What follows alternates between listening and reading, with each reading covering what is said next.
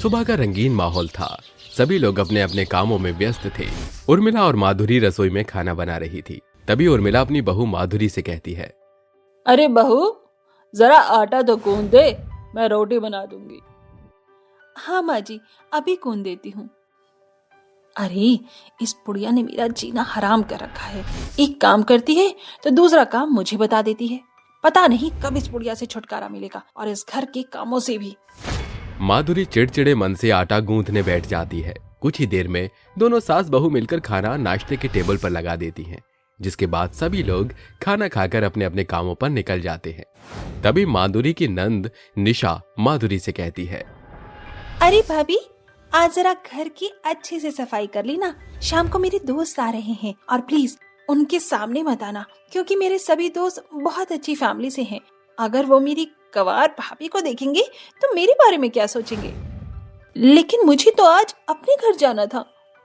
अरे, अगर तू ही कल अपने घर चली जाएगी तो एक दिन में तेरा क्या चला जाएगा। अब वो अपने दोस्तों को घर आने के लिए भी मना करेगी क्या। जब निशा माधुरी को गंवार कहती है तो माधुरी को यह सब बिल्कुल भी अच्छा नहीं लगता और वो चुपचाप अपने कमरे में जाकर घर का काम करने लगती है। इस घर में तो मैं सिर्फ नौकरानी की हैसियत से हूँ और मेरा कोई वजूद नहीं है। बेचारी माधुरी को सुबह से शाम हो जाती है और वो घर के सारे काम करके रात को सो जाती है। अगले दिन सुबह माधुरी और घर के बाकी सब सो रहे होते हैं कि तभी कोई बहुत जोर जोर से दरवाजा पीटने लगता है। तभी अचानक से माधुरी की आंख खुल जाती है और वो दरवाजा खोलने जाती है। अरे अरे, थोड़ा सब्र तो करो, आ रही हूँ। जैसे ही माधुरी दरवाजा खोलती है, उसके सामने उसका देवर राहुल एक शहर की मॉडल लड़की के साथ खड़ा होता है, जिसे देखकर माधुरी कहती है, हाय तौबा, ये क्या पहना हुआ है इस लड़की ने। देवर जी, माँ जी, जल्दी से बाहर आइए। उर्मिला जैसे ही माधुरी की आवाज सुनती है, वो तुरंत उठकर उसके पास आ जाती है। अरे, क्या हुआ बहू, इतनी सुबह सुबह क्यों चिल्ला रही हो। तभी उसकी नजर राहुल के साथ खड़ी लड़की के ऊपर पड़ती है। इससे पहले कि वो कुछ कहती, राहुल अपनी माँ उर्मिला से कहता है, माँ, ये आपकी बहू है, इसका नाम तन्वी है। तन्वी, ये मेरी माँ है, इनके पैर छूकर आशीर्वाद लो। राहुल के कहते ही तन्वी उर्मिला के पैर छूने लगती है, जिसके बाद उर्मिला उसे आशीर्वाद देती हुई कहती है, राहुल, तू तो बहुत ही मॉडर्न बहू लेकर आया है। कितनी सुंदर है ये। अरे माँ, मैं इससे बहुत प्यार करता हूँ। हम दोनों मेरे एक दोस्त की पार्टी में मिले थे, जिसके बाद से हम दोनों एक दूसरे से प्यार करने लगे। इसके पिताजी इस शादी के लिए मना कर रहे थे, इसलिए मैंने इसे भगाकर शादी कर ली। अरे वाह, क्या बात है।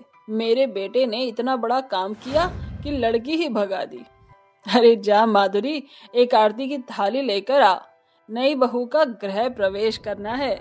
माधुरी को यह सब समझ नहीं आता और वो चुपचाप जाकर एक आरती की थाली ले आती है, जिसके बाद उर्मिला अपने बेटे राहुल और तन्वी को घर में ले आती है। सभी लोग तन्वी के चक्कर में लग जाते हैं।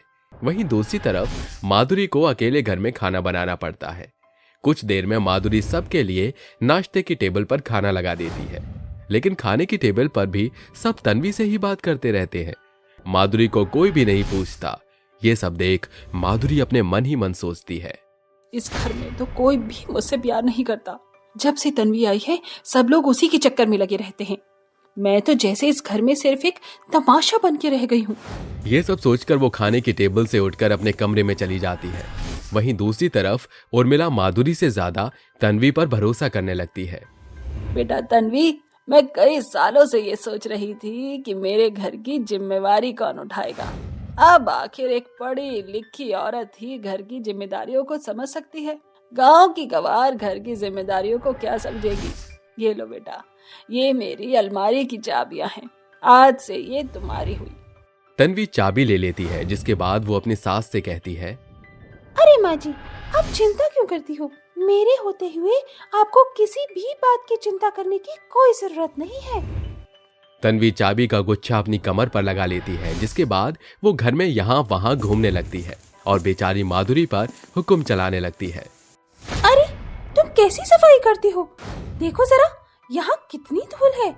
आज पूरे घर में अच्छे से डस्टिंग करना। मुझे धूल से बहुत एलर्जी है। तन्वी की बात सुनकर माधुरी को बहुत गुस्सा आता है, जिसके बाद वो बिना कुछ कहे अपने कमरे में चली जाती है। ऐसे ही एक दिन माधुरी तन्वी को अलमारी से पैसे निकालते हुए देख लेती है। अरे ये क्या, इतने सारे पैसों का ये तन्वी क्या करेगी? और ये पैसे लेकर कहाँ जा रही है, वो भी किसी को बिना बताए? मुझे तो कुछ गड़बड़ लग रही है। तन्वी तुरंत पैसे निकालकर घर से निकलकर एक पार्क में पहुंच जाती है, जहां वो एक लड़के के गले लग जाती है और उससे कहती है, हाय मेरी जान, तुमसे मिलकर कितना अच्छा लग रहा है। उन गवार लोगों के साथ रहकर मैं बहुत परेशान हो चुकी हूँ। देखो, मैं आज तिजोरी से सारा पैसा चुरा कर ले आई हूँ। तुम इन सब पैसों को ले जाओ, मौका देकर मैं वहाँ से भाग जाऊंगी।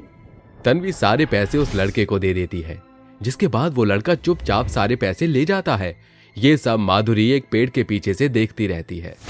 तो ये चालाकी है इस तन्वी की बच्ची की। आज तो मैं इसका भांडा फोड़ ही दूंगी।